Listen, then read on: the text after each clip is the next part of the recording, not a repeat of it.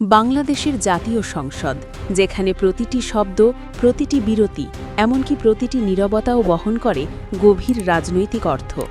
সেই সংসদেই আবারও ঘটল এক ব্যতিক্রমী মুহূর্ত। এমন একটি মুহূর্ত যা শুধু একটি বক্তব্য ছিল না, বরং ছিল এক নিখুঁত রাজনৈতিক কৌশল, এক মনস্তাত্ত্বিক যুদ্ধ এবং এক প্রজন্মের আত্মপ্রকাশ। দর্শক, রাজনীতিতে একটি পুরনো কথা আছে, অনেকে ঘণ্টার পর ঘণ্টা কথা বলে যা বোঝাতে পারেন না, একজন সত্যিকারের দক্ষ নেতা তা কয়েকটি বাক্যে পৌঁছে দিতে পারেন মানুষের হৃদয়ে। আর ঠিক এমনই এক বাস্তব উদাহরণ এবার দেখা গেল সংসদের ফ্লোরে। এই ঘটনার কেন্দ্রে আছেন তরুণ প্রজন্মের আলোচিত মুখ, ২০২৪ সালের গণ-অভ্যুত্থানের অন্যতম আলোচিত সংগঠক এবং বর্তমানে সংসদের এক দাপুটে কণ্ঠ, হাসনাত আবদুল্লাহ। ঘটনাটি শুরু হয় একটি আপাতদৃষ্টিতে সাধারণ সংসদীয় সিদ্ধান্ত দিয়ে।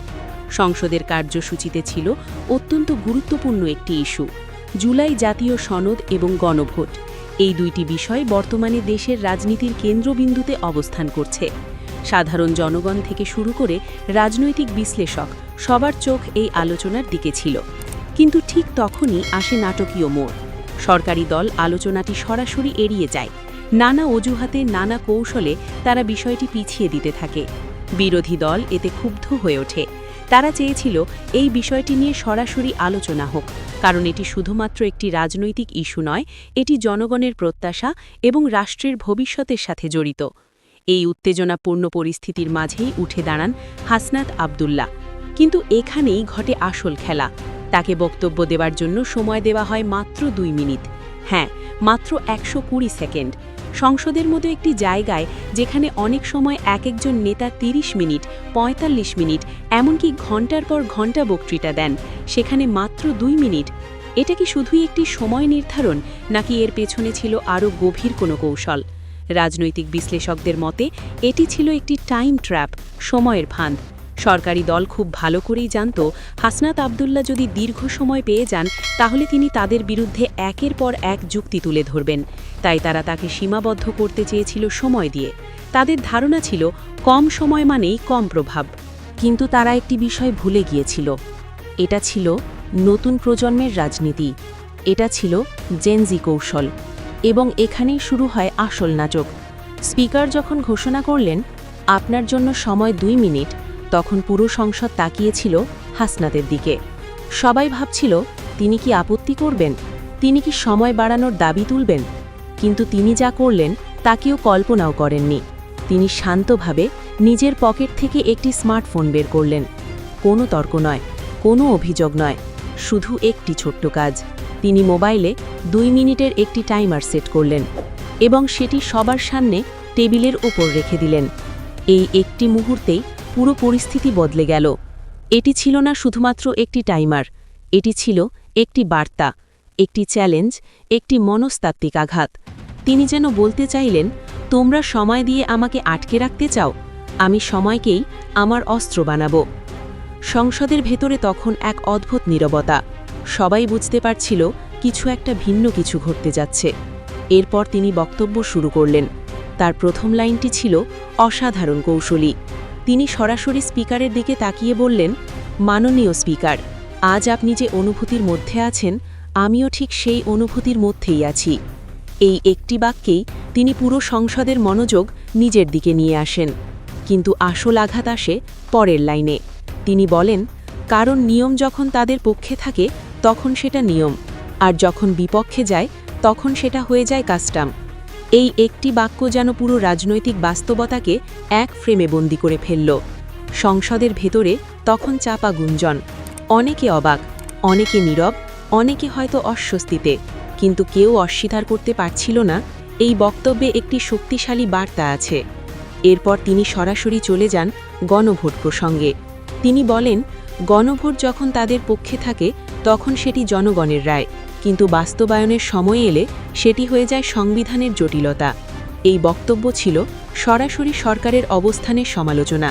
তিনি বোঝাতে চেয়েছেন, জনগণের রায়কে সবসময় গুরুত্ব দেওয়া হয় না, বরং তার রাজনৈতিক সুবিধামতো ব্যবহার করা হয়। এরপর তিনি সংবিধান নিয়ে চলমান বিতর্কের দিকেও ইঙ্গিত করেন।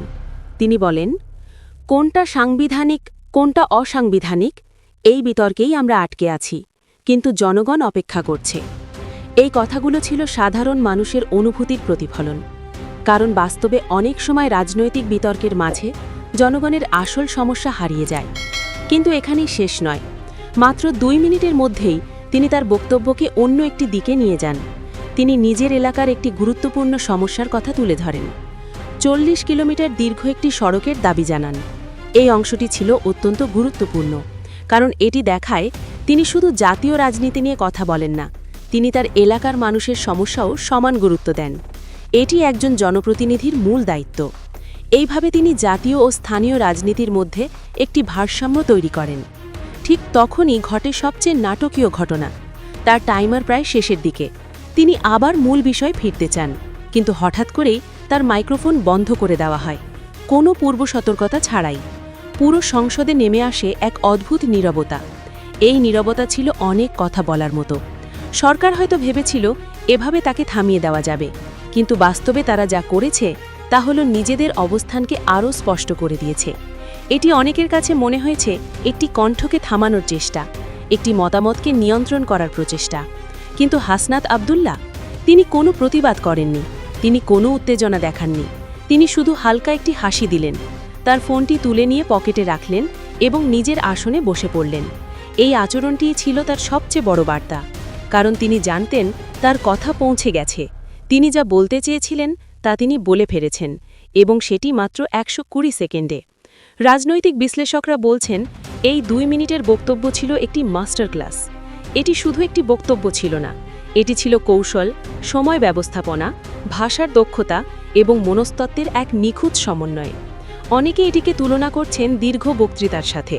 তাদের মতে অনেক সময় 2 ঘন্টার বক্তব্য এত প্রভাব ফেলতে পারে না যতটা এই 2 মিনিট ফেলেছে, কারণ এখানে ছিল না অপ্রয়োজনীয় কথা, ছিল না বাড়তি অলংকার, ছিল শুধুই নির্ভুল বার্তা এবং সঠিক সময় সঠিকভাবে সেটি উপস্থাপন। এই ঘটনাটি আমাদের একটি গুরুত্বপূর্ণ বিষয় শেখায়। রাজনীতি শুধু শব্দের খেলা নয়, এটি সময়, কৌশল এবং মনস্তত্ত্বের খেলা, এবং নতুন প্রজন্ম এই খেলাটি নতুনভাবে খেলছে। দর্শক, এখন প্রশ্ন আপনার কাছে। মাত্র 2 মিনিট সময় পেয়ে যে কৌশলে, যে ভাষায় এবং যে বার্তা দিয়ে হাসনাত আব্দুল্লাহ পুরো সংসদের দৃষ্টি আকর্ষণ করলেন, আপনি কি মনে করেন এটি সত্যি একটি অসাধারণ রাজনৈতিক দক্ষতা, নাকি এটি ছিল শুধু একটি নাটকীয় উপস্থাপন? আপনার মতামত কি? সংসদের সেই 2 মিনিটের বক্তব্য শেষ হয়ে গেছে অনেক আগেই, কিন্তু প্রশ্ন হলো আসলেই কি শেষ হয়েছে, নাকি সেই 120 সেকেন্ডের বক্তব্য এখনও ঘুরে বেড়াচ্ছে মানুষের আলোচনা, সোশ্যাল মিডিয়া আর রাজনৈতিক অঙ্গনে? দর্শক, বাস্তবতা হচ্ছে অনেক সময় একটি ছোট ঘটনা বড় কোনো পরিবর্তনের সূচনা করে। ইতিহাসে এমন অনেক উদাহরণ রয়েছে যেখানে একটি ছোট বক্তব্য বা একটি প্রতীকী পদক্ষেপ পুরো রাজনৈতিক পরিস্থিতিকে বদলে দিয়েছে। আর এবার জাতীয় সংসদে হাসনাত আব্দুল্লাহর এই 2 মিনিটের বক্তব্যকেও অনেকে ঠিক সেই দৃষ্টিকোণ থেকেই দেখছেন। সংসদের ভেতরের ঘটনাটি যতটা না বড় ছিল, তার চেয়েও বড় হয়ে উঠেছে সংসদের বাইরের প্রতিক্রিয়া। ঘটনার কয়েক ঘণ্টার মধ্যেই সোশ্যাল মিডিয়ায় শুরু হয় তুমুল আলোচনা। ফেসবুক, ইউটিউব, টিকটক সব জায়গায় ভাইরাল হয়ে যায় সেই টাইমার চালু করার দৃশ্যটি। বিশেষ করে তরুণ প্রজন্ম এটিকে দেখেছে এক ধরনের সাইলেন্ট রিবেলিয়ন হিসেবে।